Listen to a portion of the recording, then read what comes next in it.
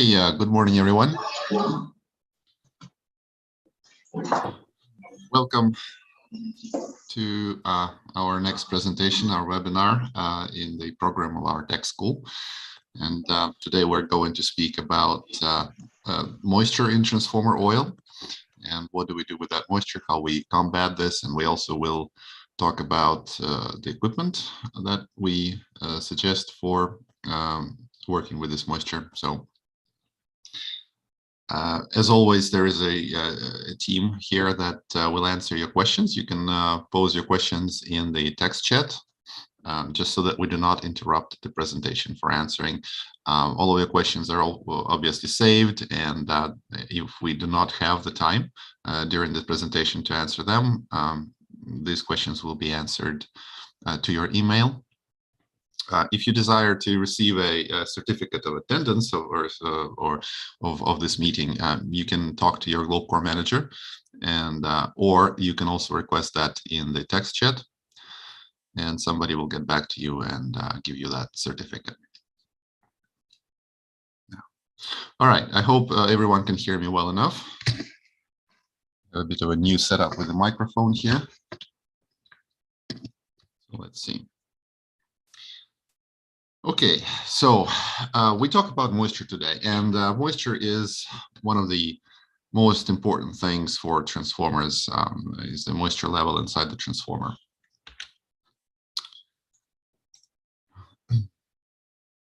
So Martin Engelhuber of Omicron. Hold on. I'm sorry, someone disabled my screen sharing.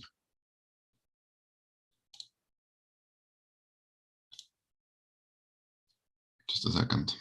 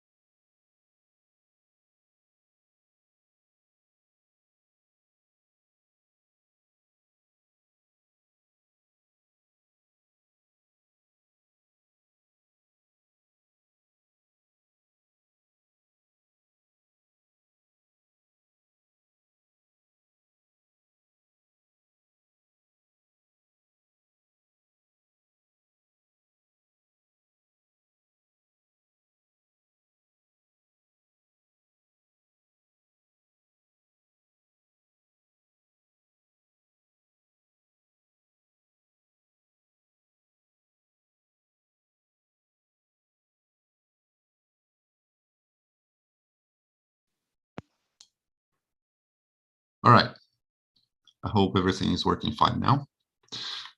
Okay, we can begin. Or restart, I guess. So I was speaking about Martin Engelhuber of Omicron, who described water in transformers as a slow but sure and deadly poison to any power equipment. And this statement presents us with the reality that we have to estimate the life of transformers based on the amount of moisture that is present in the oil, but especially so in paper. As you can see from this graph on the slide, the changes of the percentage of moisture in the paper has significant effect on the life expectancy of the transformer. And we can see that the transformer with humidity somewhere around 1% will have a lifespan of about 30 years if it's operated at a temperature close to 80 degrees. And a transformer that is operated at the same temperature, but with humidity of about 2%, it will have an estimated life of just about 6 years. So with this data, we can see the need to constantly monitor the humidity of our power equipment and to prevent any increase in humidity, because it will have a very detrimental effect on the operation of our equipment. So an increase in moisture will cause a number of negative effects for the transformer, such as a decrease in breakdown voltage, accelerated degradation and aging of paper.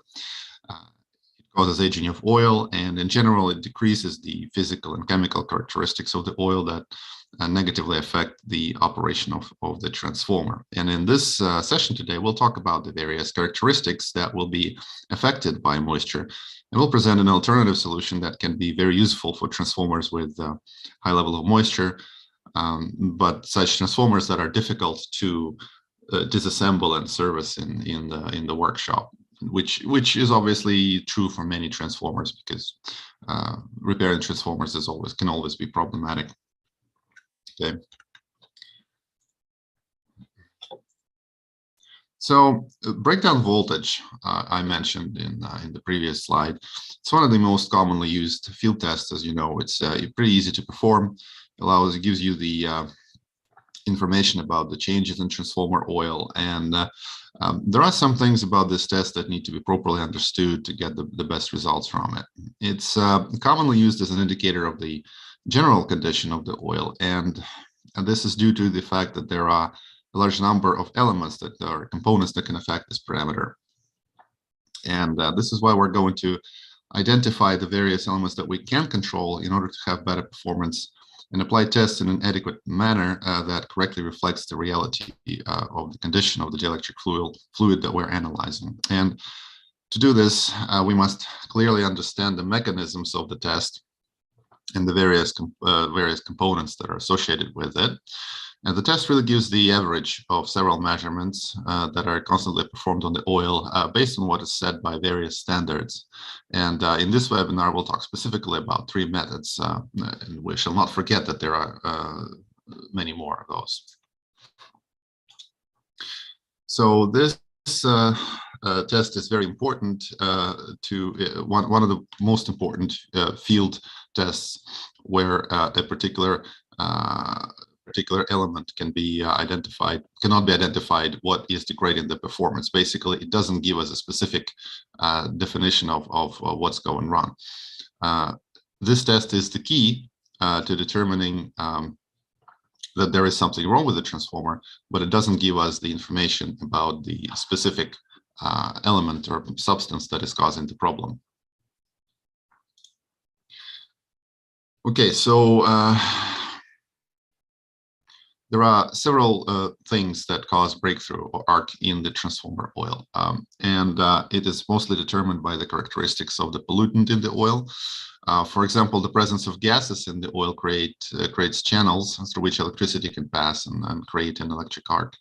Also, solid particles that can be present in the oil can form pathways for electricity. Increasing the number of polar substances or conductors in the oil also creates the possibility that they can accumulate or bunch up under the influence of electric fields, and that will cause the formation of a point which will allow electric short circuit through that point. On this slide, we can see the effect of moisture on the dielectric strength of oil. And in this graph, we mean moisture saturation. The moisture saturation value should be understood as the moisture contained in the chemical composition of the oil. And it's different from free moisture, which is usually quantified as parts per million. And we can see that the breakdown voltage or dielectric strength in oils with moisture is relatively low. It tends to be high, however, when we add certain amount of moisture, and the strength value is seriously degraded and drops to values close to 30%. And the lower breakdown voltage value indicates that it's easy to form electrical arcs in the electrical arc in the insulation system. So with low dielectric strength, we will have electrical arcing inside the transformer, and these arcs generate a large amount of gases and decomposition products, and this will negatively affect the operation of the transformer and shorten its service life quite considerably. And this graph was built by continuously sampling 8 different instances and plotting a trend, and this was done by specialists of the Vaisala company who operate online monitoring systems for transformers. So in terms of standards that I mentioned, the most common standards in the world are the ASTM standard and the IEC standards, and from the latter there is a large number of different standards derived, oriented towards the different specific markets. The ASTM D877 is a standard that is regularly used to control new oil. It's a common mistake when the standard sometimes is used to diagnose used oils. It's important to note that the standard doesn't take into consideration the voltage at which the transformers are operated, and it's not designed specifically for that purpose. Okay. So the ASTM 1816 and IEC 6156 standards take into account the operating voltage levels of a transformer, and this is why those two standards are useful for analysis of oil that is used in transformers. While the ASTM D877 is a standard that is designed for as an acceptance aid to accept new oil. And there are many laboratories that use the ASTM D877 as a standard for transformer diagnostics, which may have some diagnostic value, but it's mostly only used as a reference. It's important to note that low breakdown voltage values tell us that there is a contaminant or contaminants in the oil, but they do not indicate what kind of the contaminant it is. So when we do the electric oil regeneration or recovery process, we can use that measurement as an indicator of our progress, but we must also know in advance what the contaminant is. So indirectly, we will know that we're eliminating it when we find any improvement in the values when we do that. So all the standards have their own characteristics, and here they are in the summary. And this is a brief comparison of the breakdown voltage standards, where we can see the voltage increase rate, which is different across different standards, the shape of the electrodes specified by the standard, and the amount of oil that is needed for the analysis, and the recommended time to run the samples. There is a time for stirring the sample, and there is a separate time for holding between the tests. And you can see that in ASTM D877, the voltage increase rate is 3 kilovolt per second. In the IEC 6156, it's 2 kilovolt, and then ASTM 1816 requires an increase of 0.5 kilovolts per second. Another important element in these standards is the distance between the electrodes, or clearance. You can see that ASTM D1816 provides 2 options for the distance between electrodes. This means that this condition must be known in advance when we're looking at the results. So this has to be specified on the result sheet. The adjustment to the distance between the electrodes are made using special distance sensors, also defined by the standard. It's very important that this distance is correctly adjusted in the measuring cells. So it's important to respect each of the characteristics of each method and not mix them, so that we have accurate measurements that allow us to make decisions regarding the condition of the oil and any processing that we should or should not perform with the oil. All this is done in order to ensure the conditions inside the transformer are good and correct, and it allows us to extend the life of the insulating paper. So let's look into the insulating paper a little bit. Right, so paper. It's often said that life of the transformer is the same as life of the insulating paper inside the transformer. And basically it means that the life expectancy of transformer is directly connected to the degree of polymerization, which can be determined with a forehand test for the paper. So transformer paper is responsible for providing both mechanical resistance and also electrical resistance. And if it weakens, it will cause irreparable damage and wear to the transformer. It will lose electrical resistance. It will allow arcing internal discharges, and this will also cause the production of combustible gases and can cause catastrophic events inside the transformer. And also such conditions produce chemical compounds that also destroy and shorten the life of this same paper. And again, we lose the mechanical strength, and then the transformer may not be able to withstand the physical stress that is generated by the electromagnetic fields inside the transformer. So the insulating paper must have good thermal resistance, as well as the ability to conduct heat. We all know that paper is sensitive to temperature, so temperature rise in the transformer is considered the number 2 enemy, which is second only to the water in the transformer. So an increase in temperature will cause accelerated aging of the transformer. And once the paper degrades in the transformer, it cannot be restored. So, when a paper loses a percentage of its properties, it's gone for good. Insulating paper is formed by a series of cellulose macromolecules, which are formed by rings.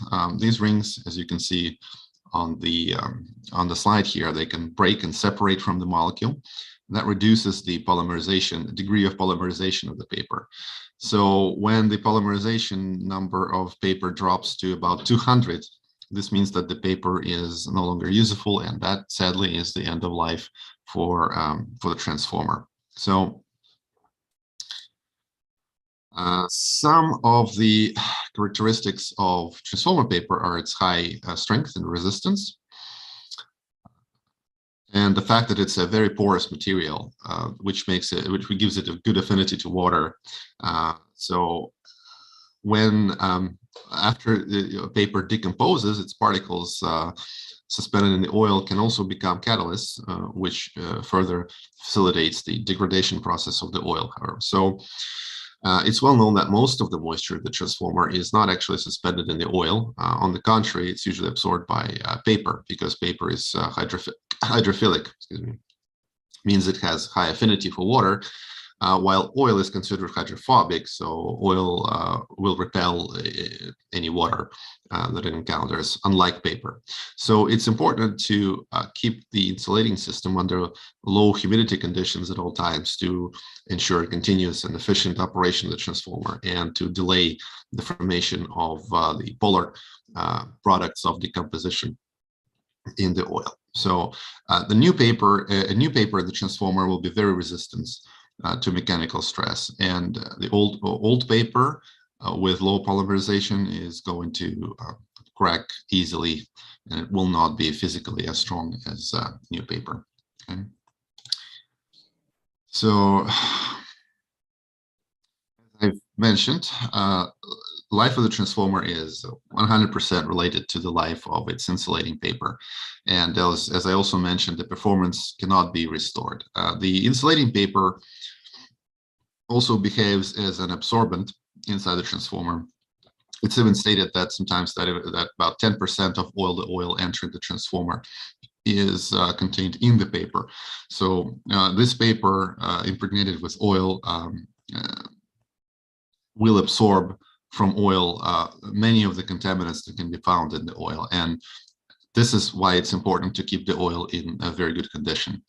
So oil is not static inside the paper. There are processes in which interactions occur between the compounds and components that are in the windings that interact with the oil and with the electrical fields inside the transformer. And it's generally found that for every pound of paper in the transformer, there is about 1.17 gallons of oil. And this value is important because it will allow us to, and we will convert that to metric a little later. But it's important to know this ratio because it will allow us to make a rough estimate of the amount of water that we can find in the paper, and it will give us our method to choose the recovery process when we need it. So later in this presentation, we'll use these values, and we'll show you a practical example of how to calculate how much moisture we can find inside the transformer and inside the paper. Okay, so as I mentioned, there is a standard, IEEE 57.91. It defines the end of life of the transformer as reaching the polymerization number equal to or less than 200. And this happens when the paper reaches this 200 value.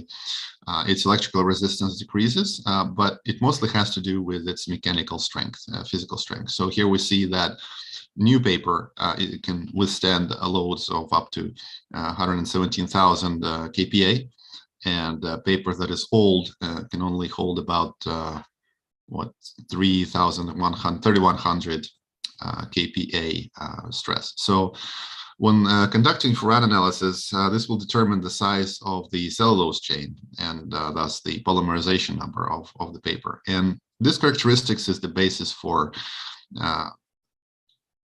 for determining the remaining life of the transformer, and for determining the possibility of doing anything in terms of corrective processes for the transformer. And as a general rule, we try to keep the polymerization number above 800. Which is still considered good for a new transformer. We usually find values of 1000 in polymerization degree in new transformers. And it's our responsibility in service to ensure that these values don't deteriorate and don't drop. As I mentioned, water in transformer is one of the main enemies that causes also depolymerization of paper. And next, we are going to look at the typical behavior associated with the processes, basically, associated with the presence of moisture, so that we understand the different characteristics and the processes that occur. The most commonly used insulating paper in transformers is kraft paper. And in this graph here, we can see the behavior of two types of paper in the presence of moisture, as well as the time it takes in weeks for it to degrade with varying amounts of moisture in the paper. Now the red line shows manila paper. When this paper is dry, we see that the ability to withstand stretching or tensile strength decreases slightly over the weeks, but then stabilizes and remains basically constant throughout this time. In the green line, we can see a similar pattern in kraft paper, albeit with a slightly lower tensile strength, but still, like manila paper, it stabilizes over time. Now, we can see the other two lines where the paper has 3% humidity, and 3% means that the weight of the water inside the paper is equal to about 3% of the total weight of the same paper. And we can see that the reduction in tensile strength is much greater in both cases. So we can see, we all know how paper is. When it is subjected to water, it becomes very soft and very susceptible to physical damage. And this is what happens here. So the transformer.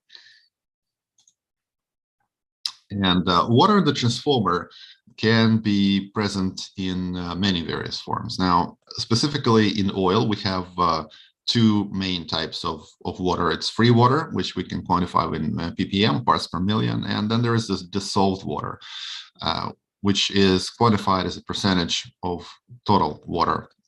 This water is diluted or dissolved in the oil, and the percentage will depend on temperature, because changes in temperature affect the ability of the oil to dissolve water and absorb water.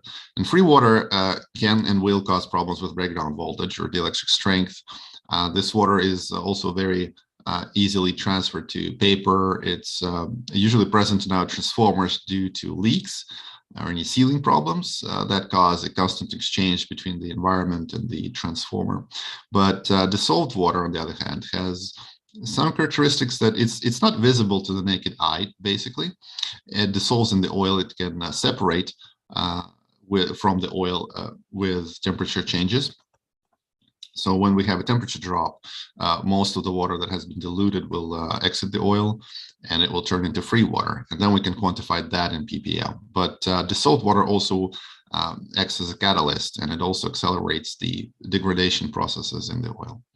And so there are many sources of water, many ways that water can come into the oil, into the transformer, varying from residual moisture from the manufacturing process to the moisture that is generated in the transformer itself due to the chemical processes in the oil and paper. And manufacturers usually do not have the necessary infrastructure or equipment to guarantee like very low levels of humidity in their new transformers. And common misconception is the assumption that new oil is always dry. And this misconception, this error, can cause transformer operators to inadvertently introduce significant amounts of moisture into their new equipment.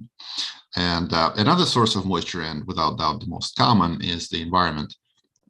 Whenever there is a problem with air tightness of a transformer, the consequence is that moisture from the atmosphere can come into the transformer, and this happens when temperature varies in the transformer due to thermal expansion and contraction. It creates an effect similar to breathing.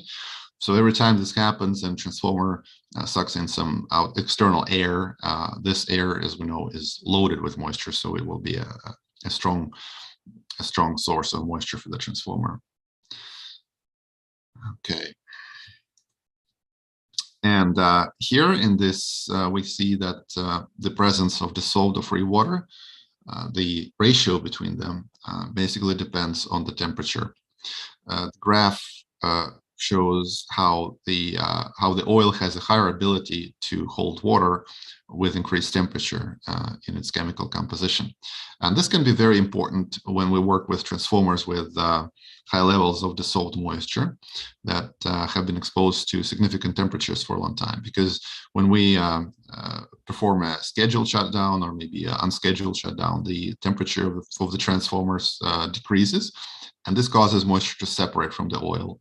And then this water will accumulate in the more sensitive points in the transformer. And we can see that oil at 100 C, 100 centigrade, has the ability to absorb water up to 772 ppm, approximately. And the same oil with 200 at 20 degrees centigrade can only dissolve 55 ppm water. These are very high figures, actually, considering that the maximum ppm that's allowed for a mineral type dielectric oil is about 35 ppm. Okay. All right, so in this table, we can look at the values recommended by the ASTM D1533 standard. We can see three different categories where we have transformers of different voltage class, below 69 kilovolts, from 69 to 230 kilovolts, and above 230 kilovolts transformers. We can see in this table we have the different maximum limits for continuous use, for equipment for new oil, and for reclaimed oil or restored oil.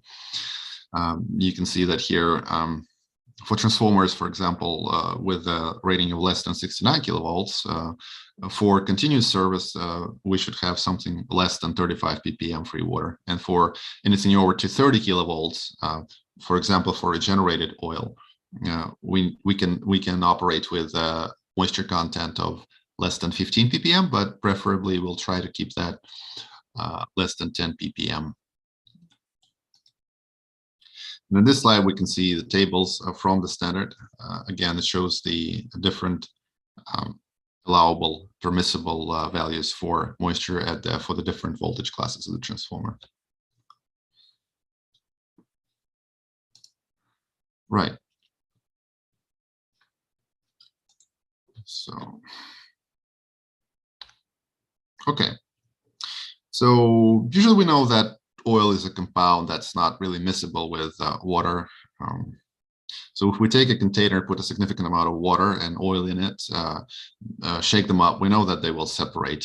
Oil will float on top of the water. It has lower density, and water will accumulate at the bottom. However, water and oil can be mixed at a certain ratio, and this is determined by the temperature of the mixture.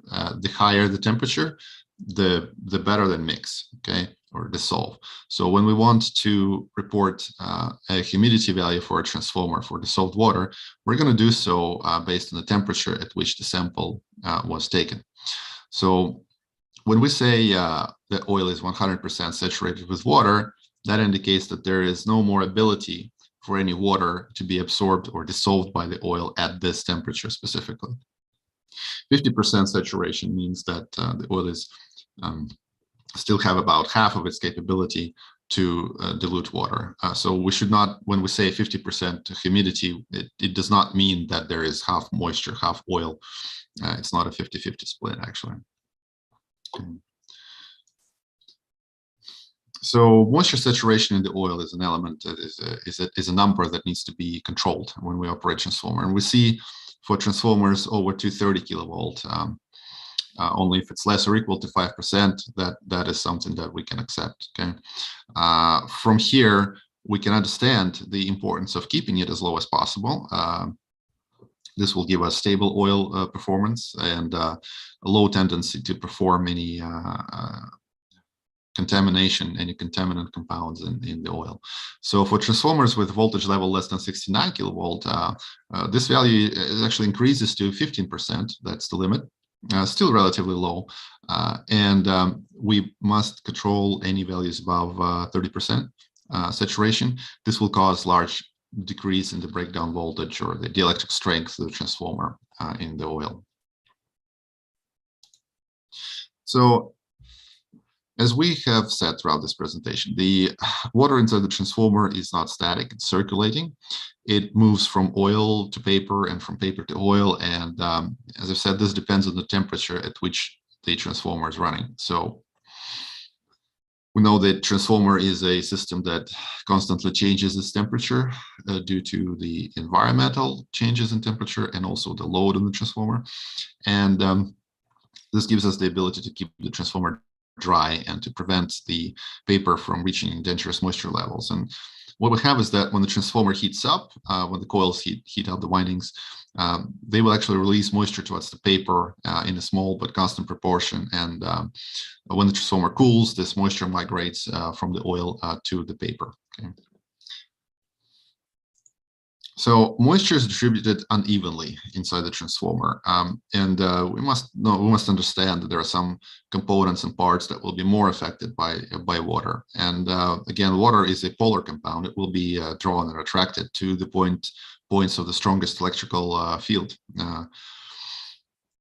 So as a rule, water will accumulate in the lower parts of the windings, and also there they have a lower temperature than the rest of the transformer. And earlier, I mentioned that paper has a much greater affinity for water, and also mentioned that temperature has an effect on the proportion of moisture in the system. And I'll give some examples for clarity. So first, when we have 1/1,000,000th of water in the oil and the system's at 20 degrees Celsius, and there will be 3,000 times more moisture in the paper than in the oil. But if, on the contrary, we increase the temperature to 60 degrees Celsius, then we notice that 1 ppm of water in the oil is equivalent to about 300 ppm of water in transformer paper. We'll take advantage of this dynamic created by temperature to perform passive dehydration, which we will come back to in a minute in this presentation. So, okay, this graph here doesn't illustrate the amount of water present in the paper. What we should do is we clearly should understand that there is no balance, no point that occurs inside the transformer. Transformer is basically a process. It's not just an equipment. So all of these changes in the temperature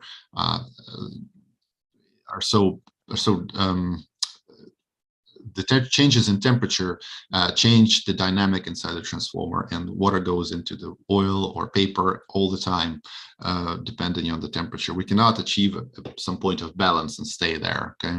So we can see, however, how the percentage of moisture in paper varies greatly with the temperature and with the ppm found in transformer oil, which is about, you can look at it and see it's 50 ppm at 100 degrees. This indicates that the paper contains about 1% moisture, while an oil that maintains the same 50 ppm, but this time at 50 C, that would indicate that the paper contains about 5% moisture.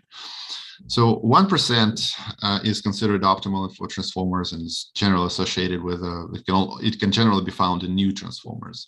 5% is well above acceptable values of about 2%. And it's important to know these values and to understand this dynamic to be able to take correct actions and to make correct decisions that will prolong the life of the transformer. Now, when we talk about moisture extraction from the insulating paper of transformer, there is some interesting data to look at. So for insulating paper, there is something that's called capillarity, and because of this capillarity, the dehydration of transformer paper is somewhat complicated. So when we do a thermal vacuum process, first of all, the process is very rapid. You can see this at points from A to B, where the paper is rapidly dehydrated. This is the surface water, basically. Then at points B to C, we have a constant rate of dehydration until we reach the point where capillarity comes into play, and it works against this thermal vacuum system. So you can see again a drop in the rate of moisture removal. This is shown by the segment C to D.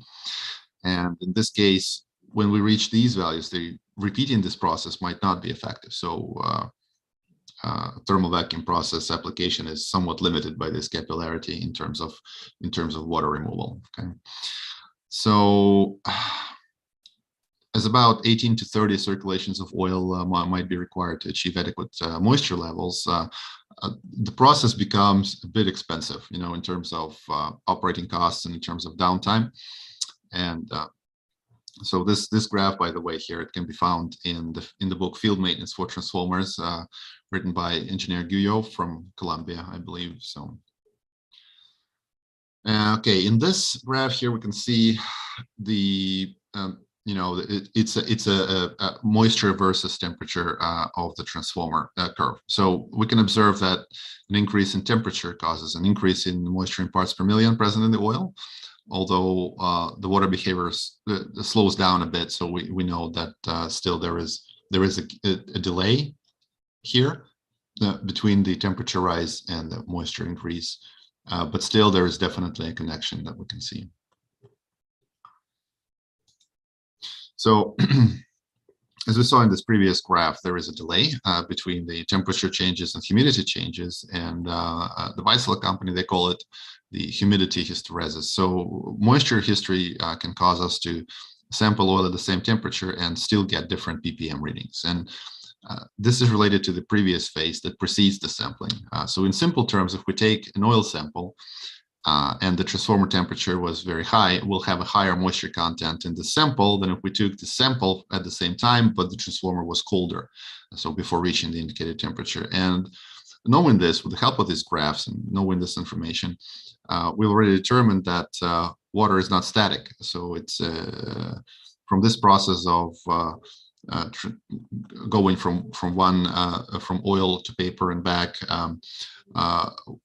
water from the coil to oil and vice versa. We're going to take advantage of this to provide a gradual and slow process of dehydration, which I'm going to tell you is going to take months, but it will be very effective in maintaining the appropriate characteristics of this equipment.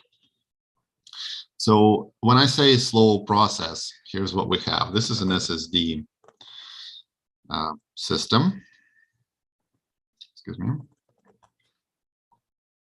I have to,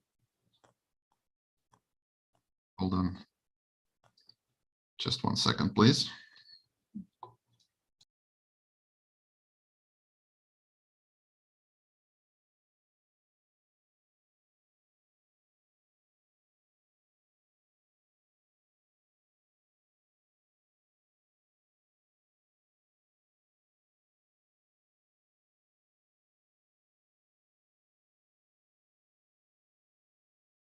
Okay, so to do this slow but sure dehydration of oil, we present you this system. It's called the SSD. What it is basically a passive filter that is responsible for circulating a small amount of oil through it. Well, not small amount, but smaller rate, at low rate.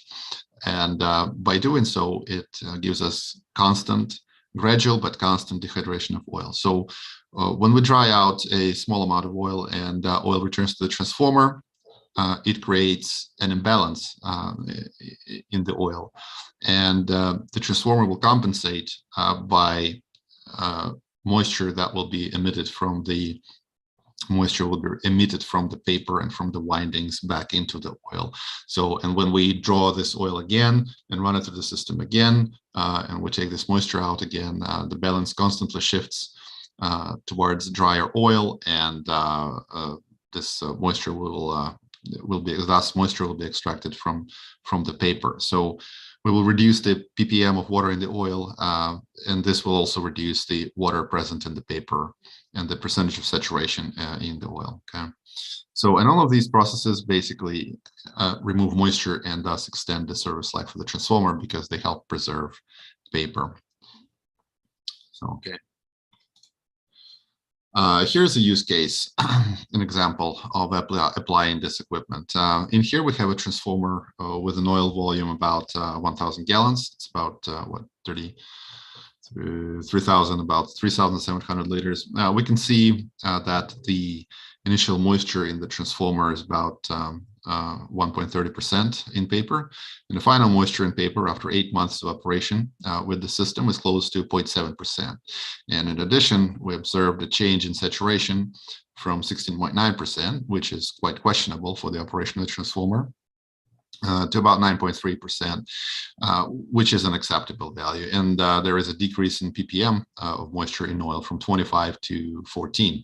And this slow but sure change, it occurs over a period of approximately 8 months. But what this does is it decreases the level of moisture in the paper slowly but surely, and keeps the paper safe and dry.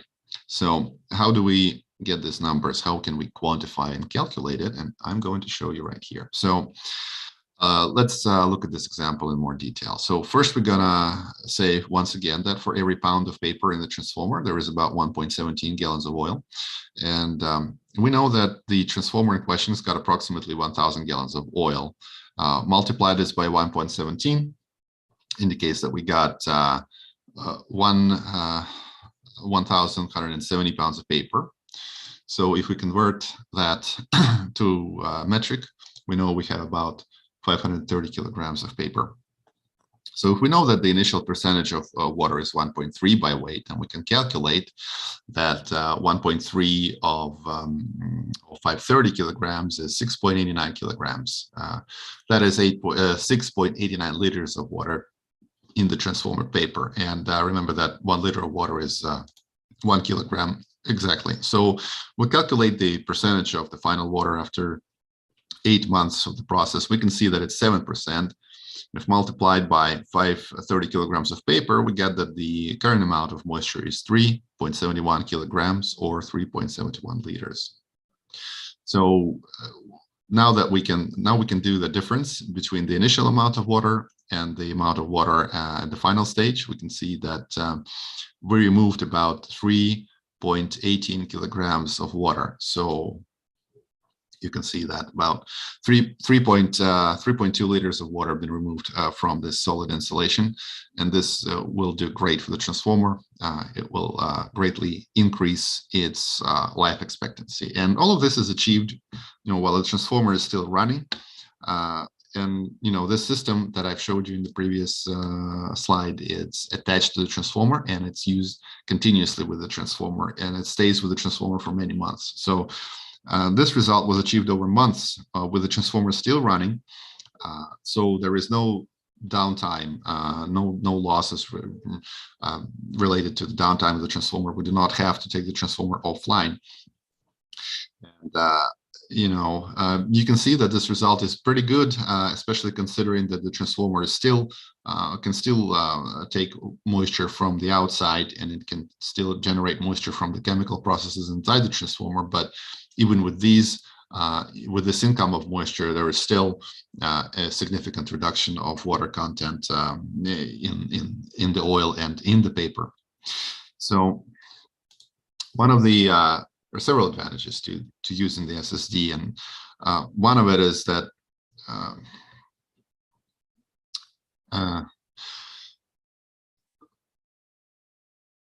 one thing is that it only retains water. It does not do anything else to the oil. So if we have to use a dissolved gas analysis to diagnose the transformer, we can. This particular system has no effect on the gas content in the oil. Okay. So what else it does? The process is done with the transformer running, and there are periods of high load or low load in the transformer when it's running, so we can extract more ppm moisture and improve the efficiency of the dehydration process. And this is a low cost equipment that it can be, especially considering the cost of the large transformers that it is used with to keep them safe. Okay. This equipment is used as a stationary accessory. It's just installed in a transformer for a long time. Okay, so the principle of operation allows even very high degree of dehydration of paper, and as we've seen,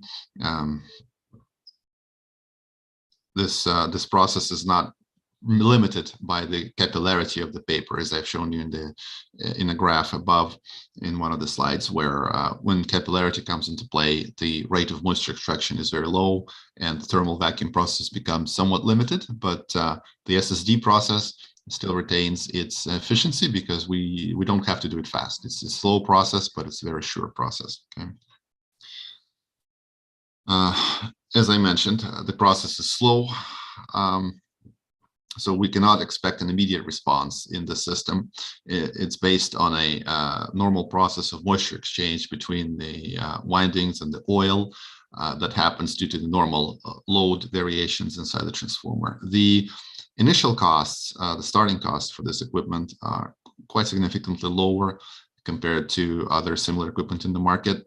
And the installation time is quite short. It's very easily connected to the transformer, very easily handled. And the selective filtration process, once again, it doesn't take away any gases. And gases, as we know, are important for diagnosis of oil. So we do not want any process that will change that picture. So we get errors in our dissolved gas analysis. Okay. So the equipment itself can hold about 9 liters of water in the absorbent material. Okay. Okay, this is a little bit a basic explanation of different components of the machine. We can see that this is there is a physical filter that removes solid particles from the oil. And then the oil goes through the molecular filters through the absorbent.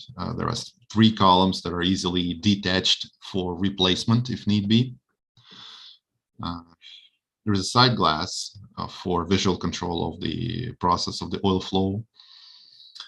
And this here is the control cabinet. It's got all of the electronics in it and the pumps. There's a small capacity pump that slowly runs the oil through the system constantly. And obviously here is the air trap to remove any possible air bubbles from the system. This is the inlet. This is where the oil from the transformer comes into the system. And here we have the oil. This is the outlet that the oil goes out into the transformer. And this is the oil inlet where it goes into the system. Okay. So yeah, it's a very simple system built on a single frame. This is the end of the presentation, really. Once again, if you have any questions, now is the last few moments to ask them in the chat window. If we weren't able to answer your questions during the presentation, somebody will get back to you by email on our side. I would like to thank you all for being here. It was a pleasure presenting this information to you. And once again, if you need any certificate of being here, you can talk to your Globe Core manager and they will provide you with one. Thank you very much for your attention. Thank you very much for your attention, and I hope I'll see you soon in further presentations of Globe Core Tech School. Thank you very much.